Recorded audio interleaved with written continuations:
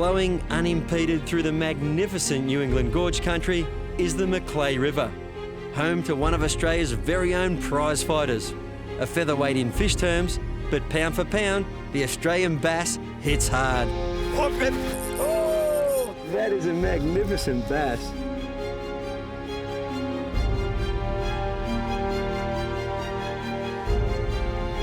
Whether you have a love for bass fishing or just enjoy the feeling of freedom a place like this gives you, a few days on the mlay is an adventure you will remember.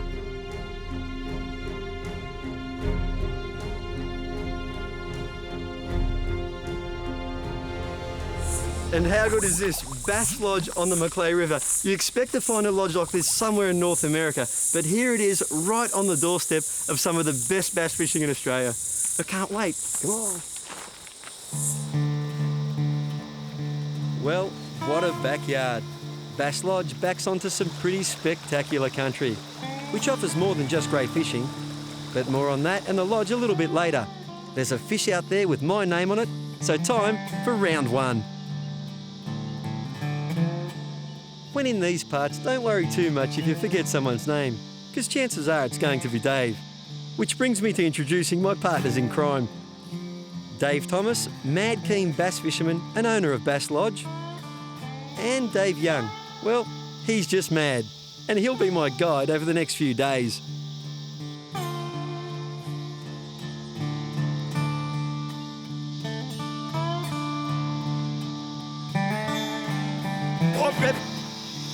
Oh, yes. Whew. Nice to get out and stretch the legs. Cast to that far bank. They're right in the shadow at the moment, looking for the shade, just like we should be. Staying out of the hot midday sun. And let the lure sink for a couple of seconds and then bang. Oh, look at this, what a beautiful bass. Woohoo! Look at that boy there. Look at that.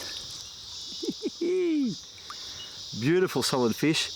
They've got very sharp gill rakers there. Just that one there is pretty sharp and spiky, but this one here is like a razor blade, it'd shave you. So just be careful. If you have to, hold the line and just comfort lift them under the belly like that. I'll use a pair of lip grippers. What a beautiful bass. Woo! There you go, fella. Let's get you in there, hold it for a minute. Oh. The mlay Valley is a massive catchment with over a dozen tributaries feeding the main river. So it's not surprising that water levels can rise fast and flow hard. This changes the banks and, more importantly, the cover that the bass call home. So remember that a good bass hole today may not always be so good tomorrow.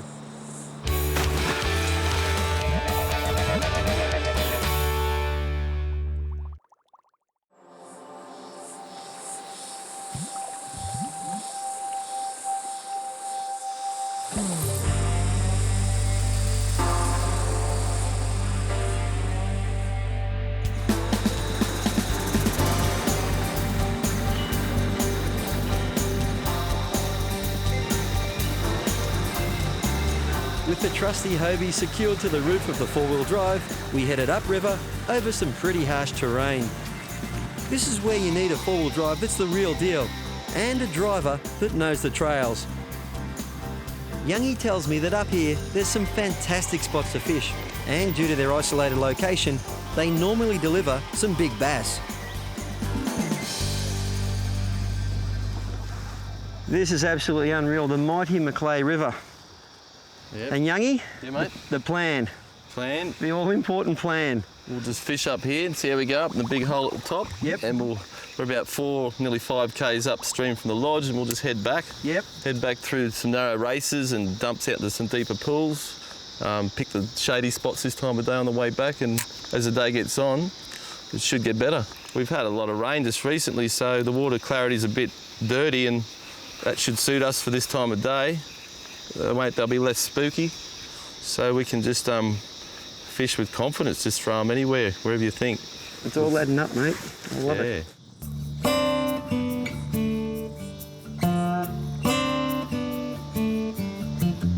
Well, I must admit, when Youngie said cast anywhere, I was a bit dubious. In my experience, Fishing for bass during the heat of the day means you cast into the shaded areas along the banks. A typical bass habitat looks a lot like this, but we were soon to find that the mlay is no typical bass river, and Youngie was right on the money.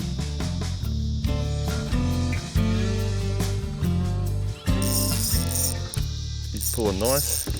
Just got this one down deep, just rolling it slowly off the bottom. Now that was a bit of a plan, mate. We went to the deep lures. Yeah, middle of the day. Half decent fish too, mate. But yeah, it feels Swing like... him round to me if you can, buddy. Round on your right, round on your right. Oh, he's a good fish.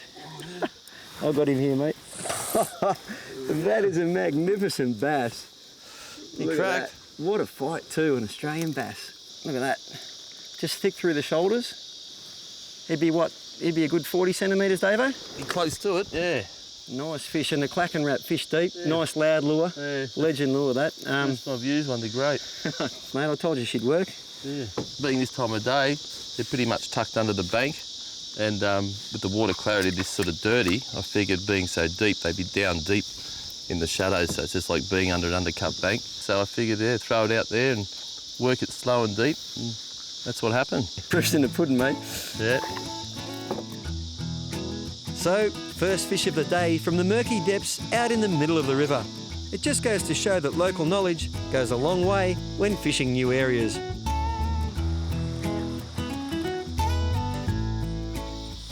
Well, we're just relaxing on the bank, having a swim, having some lunch, and taking in the river, and look at this. Yeah. A freshwater mussel, huge one. I've seen very few actually alive. I see a lot of shells in my travels in the freshwater, and a lot of people don't realise that you can get mussels like this in the freshwater, Davo. Yeah, you often see them when you're canoeing down the river. You go over and you see the trails. There's trails, and at the end of the trail is usually a live mussel. Yeah, I did see him move a little bit there before. He's gone about 3 or 4 metres in the last half hour. They don't go too fast. Yeah, you often see the remains of the shells clustered up on rocks where animals such as your water birds and your platypus and maybe even eels chomp on them. So yeah, they are a good food source for a lot of animals in the system. I'm sure he'd make good bait, but I wouldn't want to use him for bait, and I want to check the regulations first. And we've got lures. Lures are more fun anyway, but we'll pop him back and let him continue on his merry way.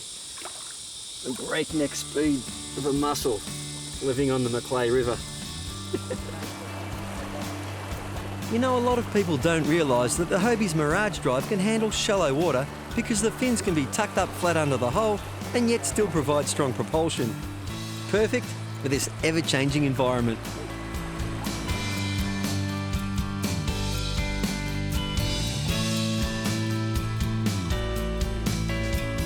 You're on there, mate? Yep, yep, beautiful. Just under that rock there. Your casting's got to be on the money, doesn't it? Right in the shadow? Just in the shadow there. And you've got the slightly lighter lure. The girls always have a go at us for having so many lures in our kit, but you've got to have them. This is a little rattling rapala, very similar shape and size, but why it caught the fish is it's just a bit lighter. He just smashed it. What a fantastic bass. Another healthy one. Yeah. They're a very slow-growing fish, so they can live to 22 years old. And of course, in the rivers where they have to fight current, they don't grow as fast as the impoundment fish, but they grow a lot stronger, a lot fitter. They're okay eating, but generally people who target bass let them go.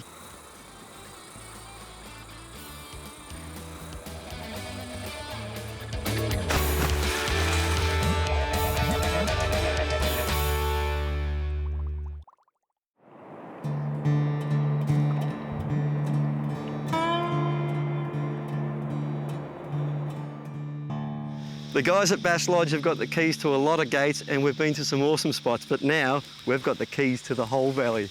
Check this puppy out.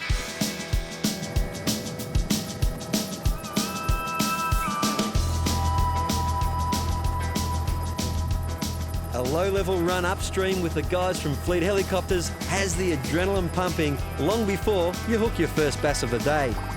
And with the ability to land these big boys' toys just about anywhere on the river, isolated spots are, well, not so isolated.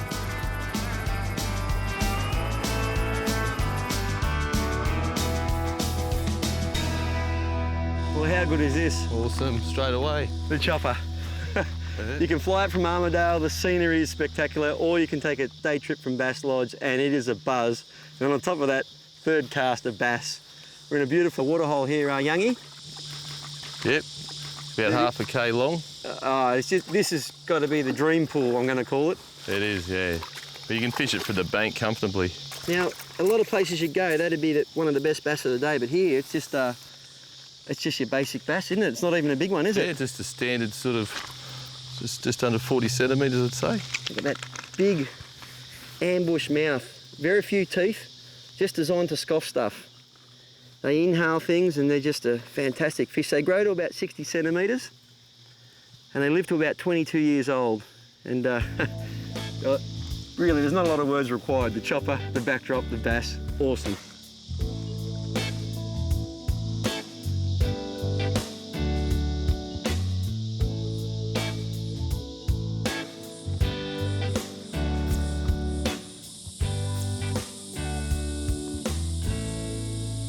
There you go again. Just working our way along the bank and picking one up. Well, this is 15 minutes into it, and that's classic bass fishing. As soon as it hits the water, Dave? Yep, that's it. As soon as I threw that one, it was really tight. It was on the money, and it actually fouled the hook up. The hook fouled up, so it was skimming sideways. So he actually took it off the surface. Still smacked it? Yep, fell off the top. Look at this. Ooh, he had that right down, and you see that? That was actually right down his gob, and then he spat it out there. I'll just get him in the lip there. Look at that guy there. What a beautiful bass. Have they got little spots on the tail, Dave? Yeah. That's you notice that after a big flush out of the system? A big flush when the water's dirty after the rain, yeah. And that's probably a thing called lernia or anchor worm. It's a little stress thing they get. It's like a lot of people get a cold sore in the middle of summer. It's just a fact of life for fish here. Let's get him back. Yeah. Australian bass are actually a species of perch. It was the sports fishing movement in the 1960s that popularised the name bass due to the way they respond to American bass fishing techniques. We're just out in the open.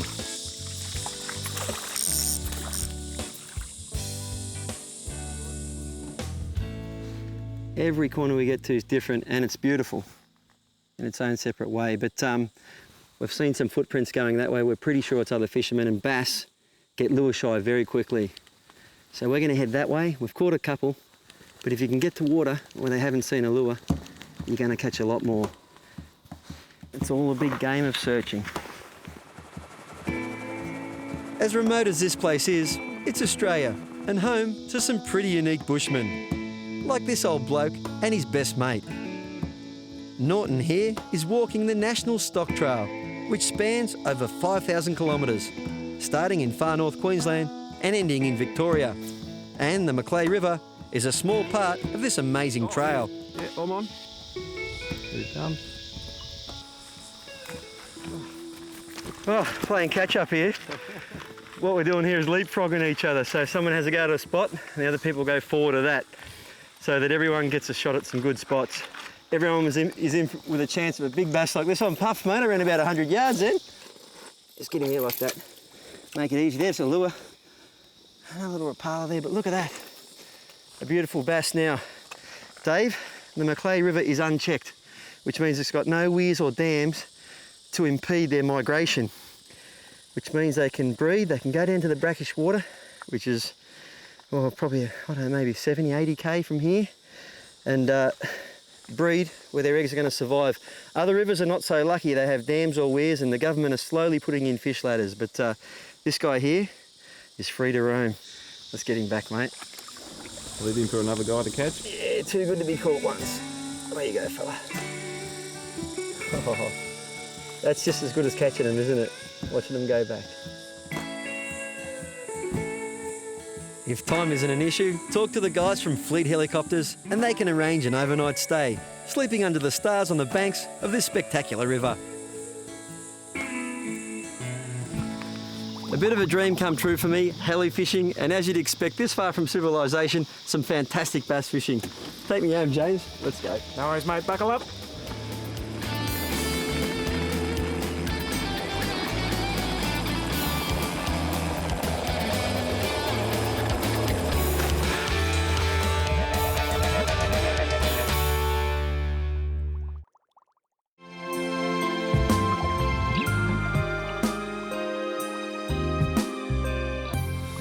Geez, I must have brought 100 lures with me, but I keep coming back to this baby.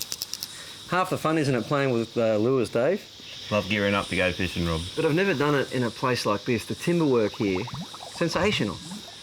Yeah, the owner really did a great job, the original bass man.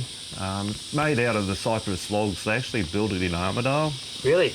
Off-site, then reassembled it on-site. The downstairs is made out of the rocks out of the river. Yeah? And so it's also very pretty downstairs. Yeah, it's a stunning lodge, I mean, in a stunning location. How many people do you sort of generally have through? Oh, we have some pretty big groups at times, some family bookings. We also have fishing groups come up, maybe 10, 12 people quite commonly. Yep. Stay in the lodge. It's not just fishing. Yeah. Really, I mean, horse riding. Yeah. There's lots to do. We can swim in the river down here, going, floating down the river. If they prefer just to hire some canoes, they can go for canoes up and down the river. Right. Then also we offer the tours. So, Dave Young, the guide, he'll take people on tours, fishing tours. The best way to get to know the river, because there is a little bit of local knowledge. We like to share it with them. Yeah, absolutely. Take a tour, learn from Dave. He'll put you where the fish are. We haven't had a guest yet that's come and not caught a fish. Oh, it's a great operation. Mate, I'm just about ready here, mate. I've got my heart set on this one. The Kraken wrap, it's been working the treat, hasn't it? It has indeed, it has indeed. All right, I'm ready to go, mate, if you are. With a distant storm lurking, we headed downstream, where the rewards just kept coming. Oh, Dave-o! he's on. It's a good... Feels alright too. Feels alright. There you go. Oh, that's a nice fish. Woohoo! They're spirited fighters, aren't they? They really are. They've got that reputation for being such tough fighters, and they are. And the Americans I know that have caught both say they're better than the American bass by a long shot. Look at that boy there. That 40 centimetre Australian bass.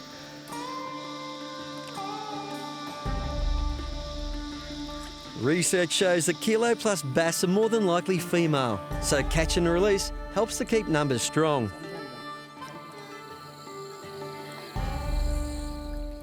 I'll just show you the type of lure we're using. It's known as a bibless minnow. There it is there, as the name suggests, no bib on the front. That particular one is a Rapala clacking wrap. It's got a big loud rattle in it, which the fish can feel with their lateral line. They sense vibration through that lateral line, and that means they can actually find that before they can see it, which is a good thing in murky water like this especially. Now, the really good thing about any sort of bibless minnow is that you can work it at a variety of depths once you get a little bit of experience up your sleeve. Now, you can cast it in close, let it land near a rock, let it drop down just a little bit, start winding it back. As it gets deeper, slow it down, let it get deeper. That's rattling away nicely there. Lift it up over another rock as you see it, or a weed bed, or burn it higher if you have to get it up over something, and then drop it down again. So you can work it at any depth you want. Once you get good at it, they're relatively snag-free. A very versatile lure to use, and more importantly, the bass love them.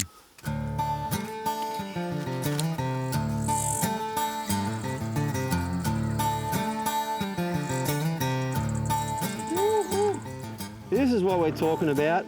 Yeah. Holy dooly, the strike on that guy. Just if you can push backwards. I've got Dave's pedals, put him backwards, mate. Just crank backwards a bit. Yeah, pushes back. Thanks, mate. That's the beauty of the two-man right there. Oh, yeah. Woo. Nice fish. Oh, my goodness, that was just adrenaline plus. Oh, he just absolutely smacked that. Nearly did me in the trees about 3-4 times over, but that first 10 seconds, if you can survive it, you get yourself a bass like this. Come here, fella. Finger in there. Nice. Oh, the adrenaline. And the adrenaline just kept flowing. Crank backwards, mate, crank backwards. He's cast in over the back of the rocks and got himself a fish. And, he's gone around. Give me the rod, mate, give me the rod, I'll help out. This is my fish. Did you see how I hooked that fish? This is actually not a bad fish. Oh, yeah. Here you go, mate, you take it from, whoa, under the, Oh, he's a good fish. He's a good one. He's a ripper. He's a ripper. Oh, yes. Well done. Go, Youngie. David Young. Good man. Yeah, a little slide back cast over the top. You saw what we talked about structure. The more you can get your lures where no one else does, the more likely you're going to get a lunker like that.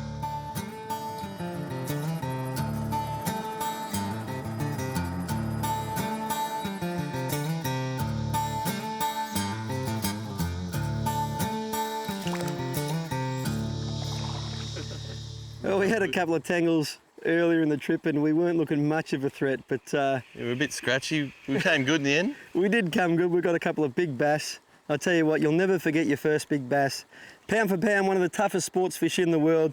They just fight so hard, they're a punch above their weight. Absolutely incredible. But bass fishing is not just about the bass. It's about the environment it takes you to and the people you meet. And everybody's looked after us really well. Mate, thanks for your time, Dave. Oh, thank you. And thanks to everyone at Bass Lodge and Fleet Helicopters and everyone else who helped out here in the Upper Mlay. I'm just going to have a couple more casts.